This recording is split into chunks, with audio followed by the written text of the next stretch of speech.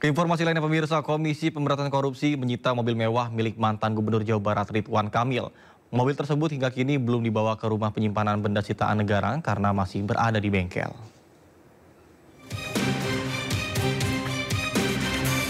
Komisi Pemberantasan Korupsi menyita mobil mewah milik mantan Gubernur Jawa Barat Ridwan Kamil yang diduga terkait kasus korupsi pengadaan iklan di Bank BJB. Mobil bermerek Mercedes-Benz tersebut hingga kini belum dibawa ke rumah penyimpanan benda sitaan negara karena masih berada di bengkel. Namun KPK menegaskan proses hukum terus berjalan karena mobil tersebut terkait kasus korupsi yang merugikan negara hingga 220 miliar rupiah. Oh ya, tentu dari kita punya ada namanya pengelola barang bukti, itu mungkin secara berkala akan mengecek kendaraan tersebut sampai sejauh mana kondisinya, dan tentunya kalau seandainya kendaraan itu sudah layak dan bisa untuk digeser ke Rubasan, pasti akan digeser oleh penyidik ke Rubasan. Masih itu bengkelnya di Bandung? Bengkelnya saya belum terinfo di mana, tapi pasti di Jawa Barat lah. KPK masih mengatur waktu untuk memanggil dan memeriksa Ridwan Kamil sebagai saksi. Dalam kasus ini, KPK telah menetapkan 5 orang tersangka kasus dugaan korupsi di BJB, yakni 2 orang dari BJB dan 3 orang dari pihak swasta. Hingga saat ini, penyidik KPK sudah menyita total 26 unit kendaraan roda 2 dan roda 4 dengan berbagai merek. Dari Jakarta, Wenda Nura, Ahmad Putra, Sutrisno, Ainus melaporkan. Pemirsa, Polda Metro Jaya berhasil mengungkap kasus penipuan online dengan modus jual beli saham atau kripto internasional. Total kerugian kasus tersebut mencapai lebih dari 18 miliar rupiah. Di Resiber Polda Metro Jaya, Kombes Pol Roberto Pasaribu menjelaskan para tersangka melakukan aksinya dengan modus jual beli saham atau aset kripto secara fiktif. Korban tersebar di sejumlah daerah seperti Jakarta, Jawa Timur, dan Yogyakarta. Berdasarkan perhitungan sementara, kerugian yang diakibatkan dari kasus tersebut mencapai 18 miliar rupiah. Polisi sudah menangkap 2 tersangka yang terlibat dalam kasus ini, meliputi SP, pria warga negara Indonesia, kemudian ada YCF, pria warga negara Malaysia. Dari keterangan tersangka, mereka melakukan kegiatannya di Malaysia. Bahkan saat ini, Polda Metro Jaya berkoordinasi dengan Divisi Hubungan Internasional Polri dan Interpol untuk melakukan penyelidikan lebih lanjut. Ini salah satu contohnya dengan nama Morgan Asset Group LTD. LTD artinya limited. Mereka ini menawarkan perdagangan saham yang menyerupai nilainya ketika itu dilakukan aktivasi sama seperti perdagangan di pasar bursa. Jadi nilainya sangat mirip karena ini kita duga saat ini yang bersangkutan atau pelaku menggunakan beberapa teknologi yang juga mengcopy dari kegiatan yang sebenarnya. Jadi maksudnya ada perdagangan saham real, ini mereka melakukan perdagangan saham yang palsu. Ini salah satunya. Kemudian tampilan kedua, ini adalah perdagangan aset kripto yang nilainya juga sama. Mereka bisa dilihat up and down beberapa jenis-jenis kripto di sana bisa kita lihat. Itu di dalam jam saat yang bersamaan ketika kita melakukan cross check. Ya, jadi misalnya salah satu contohnya Bitcoin.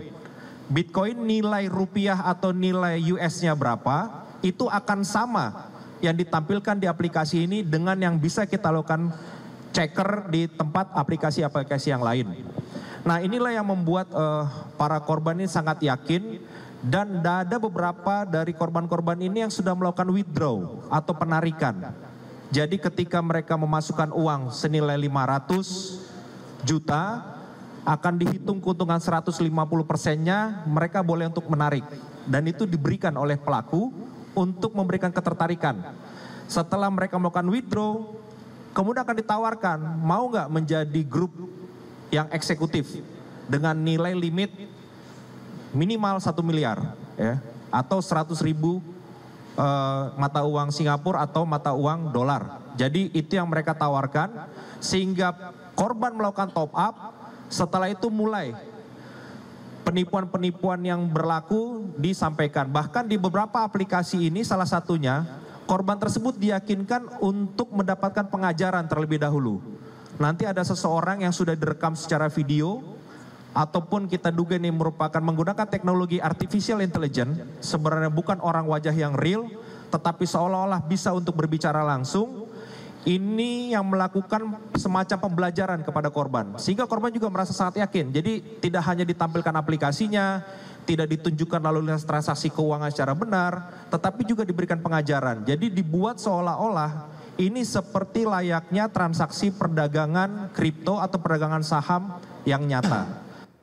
Pemirsa, Polda Kalimantan Tengah bentuk tim gabungan untuk menangani kasus penyegelan perusahaan di Kabupaten Barito Selatan yang dilakukan oleh Oknum Ormas DPD Grip Jaya. Langkah ini diambil untuk memastikan penegakan hukum berjalan sesuai dengan prosedur.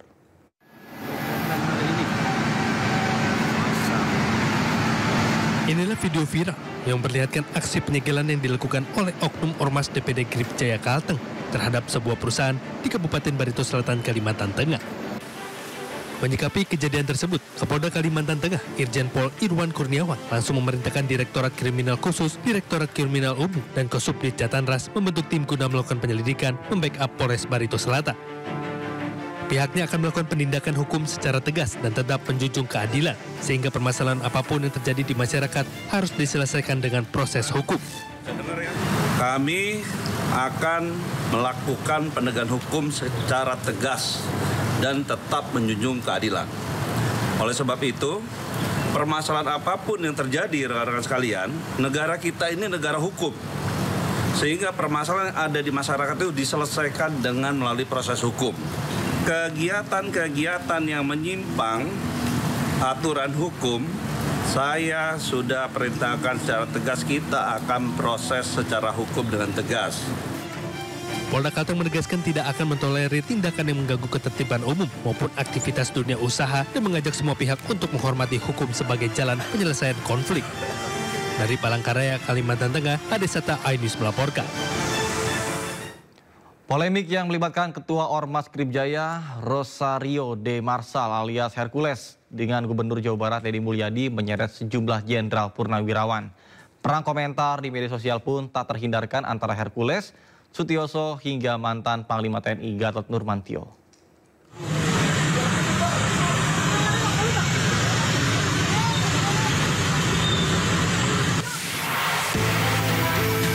Pasca insiden pembakaran mobil polisi di Depok, Jawa Barat oleh anggota Ormas Gerakan Rakyat Indonesia Bersatu atau Grip Jaya pada 18 April lalu, sejumlah pihak pun berkomentar keras, diawali oleh Gubernur Jawa Barat Deddy Mulyadi yang menyebut negara harus melawan tindakan premanisme bila perlu sampai nol.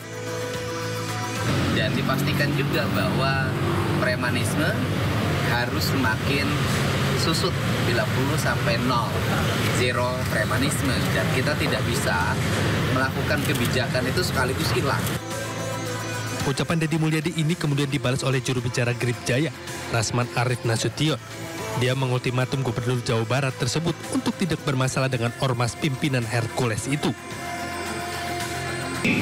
Pesan ketua umum kami, ya, kami tidak pernah ganggu Anda.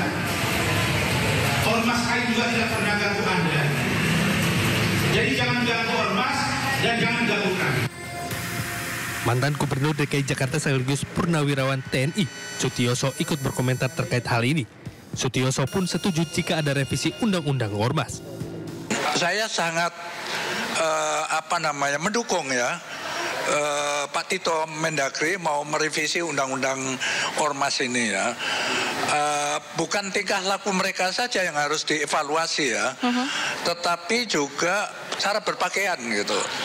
Saya itu tidak nyaman ya melihat ormas-ormas berpakaian yang terkesan lebih tentara dari tentara gitu kan. Pasukan khusus misalnya ya. Hercules yang mendengar kata-kata Sutioso pun tersulut. Ia bahkan menyebut Sutioso sudah bawa tanah. Pak Sutioso apain? Pak Sutioso itu udahlah, nggak usah menyinggung-nyinggung ormas. Sudahlah, kalau saya bilang bahasa kayak mulutnya udah bau tanah. Ya, nggak usah nyinggung-nyinggung kita. Orang boleh takut sama Pak Sutioso, kalau saya Hercules nggak takut.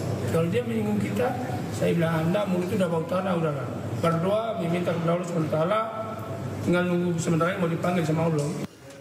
Pernyataan-pernyataan Hercules pun membuat mantan Panglima TNI Gatot Nurmantio gerak. Ingat, kau dulu TBU. Kau bisa di Jakarta pakai apa? Sudah puluhan juga yang bakal ke sini. Kok ngomong seenaknya kayak gitu? tidak sopan. Sudah jadi raja. Kamu itu kan preman, memakai pakaian ormas. Tak sampai di sini saja. Terbaru Hercules menyampaikan permohonan maaf ke Sutioso namun tetap menantang Gatot Nurmantio. Sutioso ya menyinggung masalah ormas gitu loh. Nah, tapi saya minta maaf untuk buat Pak Sutioso. Saya minta maaf kepada Pak Sutioso, minta maaf sebesar-besarnya kepada Pak Sutioso dan kepada anak cucu dan keluarga semua. Karena Pak Sutioso dari Komando Pasukan Khusus Baret Merah. Saya sangat hormat dan saya sangat kagum sama beliau. Atas kesalahan saya kemarin salah mengucap itu, saya minta maaf sebesar-besarnya. Sampai ke cucu-cucu aku minta maaf. Tapi Gatot, saudara Gatot, Nurmantio, Anda, saya tidak takut sama Anda. Saya tidak menghargai Anda. Hercules mengaku tidak terima disebut Gatot melakukan premanisme. Dia juga merasa tidak memiliki salah terhadap mantan Panglima TNI tersebut. Tim Liputan AM melaporkan.